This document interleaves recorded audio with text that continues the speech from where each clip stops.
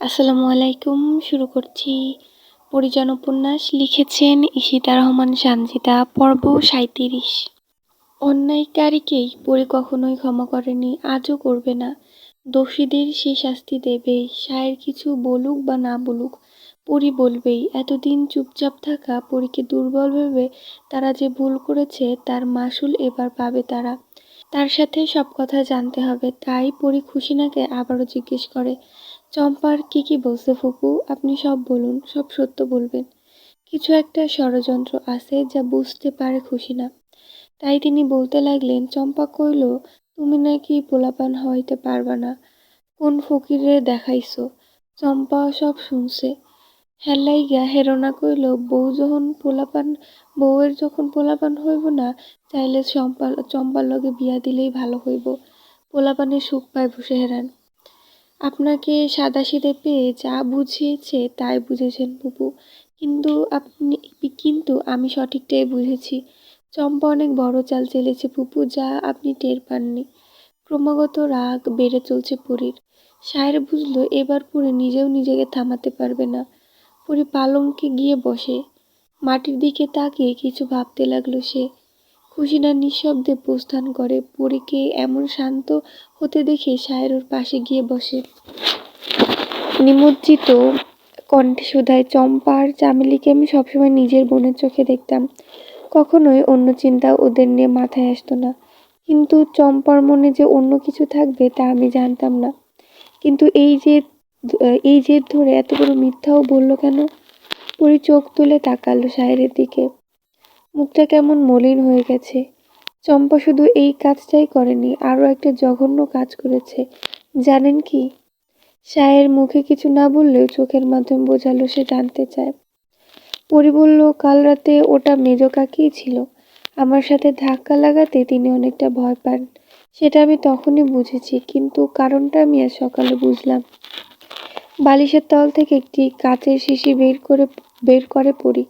সেটা সায়েরের দিকে তুলে ধরে বলে, মেজো কাকি কাল এটা ফেলে গিয়েছিল। আপনি খেয়াল না করলেও আমি করেছি। এটার মধ্যে একটা ঔষধ আছে, কিন্তু তা কিসে সেটা জানতাম না। তাই চামেলিকে দিয়ে উসমান ফকিরের কাছে পাঠিয়ে জানতে পারি সব। আমি যাতে মা না হতে পারি সেজন্য একটু একটু করে আমাকে খাইয়েছে চম্পা। আমি অনেক আগেই খেয়াল করেছি, সব কাকিরা আমাকে নিয়ে কিছু বলেন, আমার ক্ষতি করতে চান, কিন্তু এসবে যে চম্পারও হাত আছে তা জানতাম না। ফুপু যখন এলো আমি কিছুটা আন্দাজ করেছি তিনি কি বলতে এসেছে। কিয়ামত হলেও আমি আপনার হাত ছাড়ব না পরিজান, কিন্তু তার আগে চম্পাকে ওর কাজের হিসাব দিতে হবে। সায়ের উঠতে নিলে পরি হাত ধরে থামিয়ে দেয়, বলে, হিসেবটা আমি নিজেই নেব মালি সাহেব। পরীর কাজ পরীকেই করতে দিন। আরেকটা কথা শুনে রাখুন, বিশ্বাসঘাতকের বুকে ছুরি চালাতে আমার বুক কাঁপবে না। আপনি চেয়েও আমার থেকে দূরে থাকতে পারবেন না। আপনাকে আমার হয়ে থাকতে হবে ইহকাল এবং পরকাল। ভালোবাসা সহজ নয়। সত্যিকারের ভালোবাসাকে কোনো ঝড় আলাদা করতে পারে না পরিজান। দেহ আলাদা করলেও মনকে আলাদা করা যাবে না। আমি আপনার সব বিপদের ঢাল হয়ে দাঁড়াবো, কথা দিলাম। বিপদকে আপনাকে ছোঁয়ার আগে আমাকে ছুঁতে হবে। হুট করেই জড়িয়ে ধরে সায়েরকে। সায়ের নিজেও বক্ষে ঠাঁই দিল পরীকে। পরীর এত বড় ক্ষতি হয়ে গেল, অথচ পরী শান্ত, ভীষণ শান্ত। এর মানে পরী ভয়ানক কিছু করবে। সায়ের পরীকে আজ একা ছাড়ল না। কাজে না গিয়ে পরীর কাছেই থেকে গেল। কিন্তু দুপুরের পর পরীকে ফেলে যেতে হলো। ইলিয়াস লোক পাঠিয়েছিল। জরুরি তলবে সায়েরকে যেতেই হলো। পরী তখন ঘরে একা। সারাদিন কোনো কথা সে মুখ থেকে বের করেনি, এমনকি সায়েরের সাথেও কথা বলেনি। রাগটা একটু কমে এলেও বিকেলে তার দ্বিগুণ বাড়ল। চামেলি চম্পা দুজনে এসেছে। এবারও খালি হাতে আসেনি ওরা, পায়েস হাতে চামেলির। পরি বসা থেকে দাঁড়িয়ে এলো, পায়েসের বাটিটি হাতে নিয়ে চম্পার দিকে তাকিয়ে বলল, আমাকে তো অনেক খাইয়েছ চম্পা, আজকে তুমি একটু খাও। চম্পার ভয় লাগলো একটু। সে চামেলির দিকে তাকালো। চামেলি বোকাশোকা হলেও আজ সে পরীর পক্ষে। পরীর এতই ভক্ত সে যে পরী যা বলবে সে তাই করবে। তবে পুরো বিষয়টা চামেলি নিজেও জানে না। পরী এগিয়ে গেল চম্পার দিকে, বলল, একটু খাও চম্পা। না ভাবি, আপনার লাইগা আনছি, আপনি খান। আমার জন্য এত দরদ কেন তোমাদের? এত খাওয়াচ্ছ কেন আমাকে? কি মিশিয়েছ পায়েসে? চম্পা ঘামতে শুরু করছে। পুরী জানলো কিভাবে? পুরী চম্পার গাল চেপে ধরে বাটি শুদ্ধ মুখে ঢেলে দিল। চম্পা পুরীর থেকে ছিটকে সরে গেল। দৌড়ে বাইরে এসে সঙ্গে সঙ্গে বমি করে দিল। পুরী নিজেও বাইরে চলে এসেছে। চম্পা পিছনে ফিরতেই এক হাতে গলা টিপে ধরে চম্পার। পুরী শক্ত হাতের বাঁধন শত চেষ্টা করেও পুরীর থেকে ছাড়াতে পারল না। পরীর চোখে রাগ দেখে ভীষণ ভয় পাচ্ছে চম্পা। হিংস্র মানবীর ন্যায় চোখ দিয়ে ভস্ম করে দিচ্ছে চম্পাকে। আমার হিংস্রতা দেখনি তুমি চম্পা, আজ দেখবে। এই হাতে অনেক পুরুষদের কাবু করেছি, আর তুমি তো একজন নারী মাত্র। চম্পা মুখ দিয়ে কথা বের করতে পারল না। শ্বাস আটকে আসছে ওর। চোখে ঝাপসা দেখছে। সে হাত নাড়িয়ে চামেলিকে বলছে তাকে বাঁচাতে, কিন্তু চামেলি নিজেই ভয় পেয়েছে। হঠাৎ করে পরীর হলো কি তা সে নিজেও জানে না। পরী আবারও বলল, আমার স্বামী একান্তই আমার। তুমি কি ভেবেছো বাচ্চা জন্ম না দিতে পারলে আমি তার সাথে তোমার বিয়ে দেব? এতই সহজ? আমার স্বামী আমার ভালোবাসা। কষ্ট পেলে দুজনে একসাথে পাবো, আর হাসলে একসাথে হাসবো। আমার দেহ আলাদা হলেও আত্মা কিন্তু এক। পারলে আমাদের আলাদা করে দেখাও। ঝটকা মেরে চম্পাকে ফেলে দিল পরী। মাটিতে শুয়ে কাশতে লাগলো সে। চামেলি দ্রুত বোনকে ধরে ওঠায়, বলে, কি হয়েছে ভাবি? তুমি এমন করতেছো কেন? আপা কি করছে?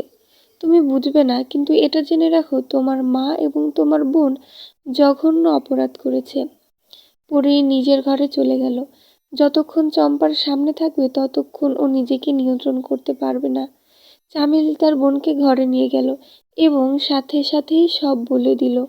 হেরোনা কিছুটা বিচলিত হলেও তেমনভাবে নিল না বিষয়টা। পরী আর কি বা করতে পারবে? আর সেহরান তো তার সাথে কথাই বলে না। তবুও রাতে তিনি দুই জাকে ঘরে ডাকলেন গভীর পরামর্শ করতে। হেরোনা বললেন, সেহরান তো সব চাই না গেল, এখন তো সব দিক গেল, কি করি এখন? ছোট যা কনক বললেন, ভাবি, আমি কই বাদ দেন ওই সব, ওই জমি আমরা পামু না। কনককে ধমক দিলেন হেরোনা, তুই চুপ থাক। এতদিন জমি আমরা খাইলাম, অহন তো আমগো হইয়া গেছে, আমরা দিমু না জমি। তোর ভাইয়ের লগে এই নিয়ে কথা কইতে হইব। কোন ঝামেলায় পড়লাম রে? দরজায় ঠকঠক আওয়াজ। চম্পা গিয়ে দরজা খুলে দিল, কিন্তু সে অবাক হলো পরীকে এ সময় দেখে। শান্ত চোখে চম্পা দেখে নিল পরীকে। আজ যেন পরীকে ভয়ানক সুন্দর লাগছে।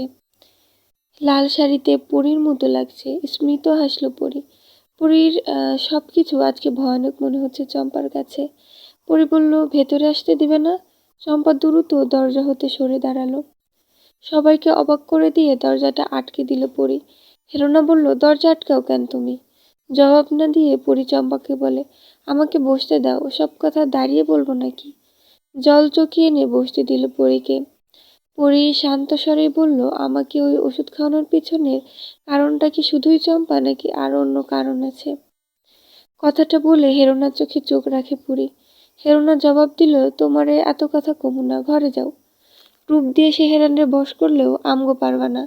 পরী হাসলো, বলল, নারীর রূপে পুরুষ বশ হয়, আর নারীরা ঈর্ষান্বিত হয়। আমি সত্য জানতে চাই, বলে ফেলুন। না হলে এই মাইয়া কি করবা তুমি? মারবা নাকি? সাহস তো কম না। পরী সোজা হয়ে বসে। তারপর বলে, আমি যখন খুন করি তখন আমার বয়স 13 বছর। তাহলে ভেবে দেখুন, 13 বছরে একটা খুন করেছি, আর এখন 4টা খুন করার সাহস আছে আমার মধ্যে। হেরোনা নড়ে চড়ে বসলো। পরী কি সত্যি বলছে নাকি ভয় দেখাচ্ছে? অতটুকু মেয়ে মানুষ মারবে কিভাবে? সে বলে, মস্করা করতেছো আমগো লগে? আমি কি আপনার বিয়াই লাগি যে মজা করব? এই হাতে দা তুলে নিয়েছিলাম সেদিন। সুরের বাচ্চাটার ঘাড়ে এক কোপ মারতেই সে শেষ। ওর রক্তে ভিজেছি সেদিন। পরীর কথা শেষ করার আগেই বজ্রপাতের শব্দ এলো। পরীর বাদে সবাই কেঁপে উঠল। বিকেল থেকে আকাশে মেঘ ছিল, এখন হয়তো বৃষ্টি হবে, সেই আভাস দিচ্ছে প্রকৃতি। পরী আবারও বলতে লাগলো, তবে আমার সবচেয়ে খারাপ লেগেছিল কেন জানেন? ওর ঘাড় থেকে মাথাটা আলাদা করতে পারেনি। মেজাজটাই খারাপ হয়ে গেল। পরীর কথাগুলো সবাইকে ভয় পাইয়ে দিল। তবে কেউ কোনো কথা বলল না দেখে পরী আবারও বলে, আপনাদের এসব কেন বলছি তার কারণ জানতে চাইবেন না? কারণ হলো এবারের মতো আপনাদের ক্ষমা করে দিলাম, কিন্তু পরের বার কিছু করার আগে নিজের ঘাড়ের কথা চিন্তা করবেন। এখন বাকি কারণটা কি ভালোভাবে বলবেন নাকি শ্বাসনালী চেপে ধরে কথা বের করতে হবে? কনক খুন খারাপে ভয় পায় খুব। পরীর কথাটা সে বিশ্বাস করে ফেলেছে, তাই সব সত্য গড়গড় করে বলে দেয়। হেরোনা চেয়েও আটকাতে পারে না। হেরোনা এখনো পরীর কথা পুরোপুরি বিশ্বাস করতে পারেনি, কিন্তু চম্পার কেন জানি মনে হচ্ছে পরী সত্যি বলছে। পরী আজ যেভাবে ওর গলা চেপে ধরেছিল, মনে হচ্ছে আজ সে মরেই যাবে। ওই হাতে নিশ্চিত কাউকে মেরেছে পরী। কনকের কথা শুনে পরী বলে, এটুকু সম্পদের জন্য আপনারা একটা মেয়ের মাতৃত্ব কেড়ে নিলেন। বাহ, খুব ভালো। এর থেকেও আরো বেশি সম্পদ পাবেন আপনারা। আমি দেব, তবে তার সাথে আমার মাতৃত্ব ফিরিয়ে দিতে পারবেন? ইতিমধ্যে বৃষ্টি শুরু হয়ে গিয়েছে। সবাই চুপ করে আছে। শুধু বৃষ্টি পড়ার শো শো শব্দ ভাসছে চারিদিকে।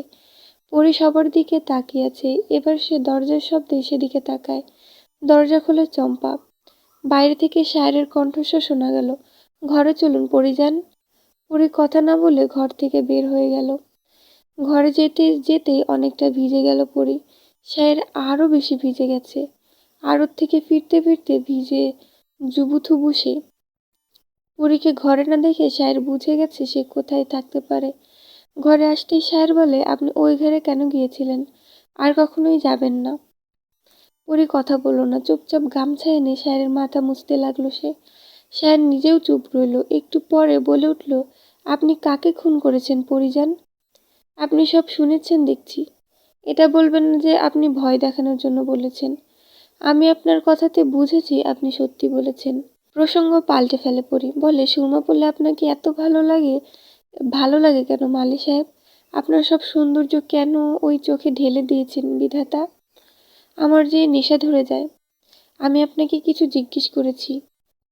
আমাকে আজ ভালোবাসা দিবেন মালি সাহেব? আগের থেকে আরো বেশি ভালোবাসা চাই আমার। পরীকে কেমন যেন উন্মাদ মনে হচ্ছে শায়েরের। আজকের ঘটনাটা ওকে কেমন যেন ঘুরে ফেলে দিয়েছে। শায়ের বলল, আপনার কি হয়েছে পরিজান? শরীর খারাপ করছে? আপনার ভালোবাসার অসুখ আজীবন থাকবে আমার। আমাকে সুস্থ করতে কোনোদিন পারবেন না আপনি। কথা শেষ করতেই শায়েরের বুকে ঢলে পড়ে পরী। শায়ের পরীকে কোলে তুলে নিল সাথে সাথেই। এইবার সে খেয়াল করলো পরীর সম্পূর্ণ চুল ভেজা, শরীর জ্বরে পুড়ে যাচ্ছে।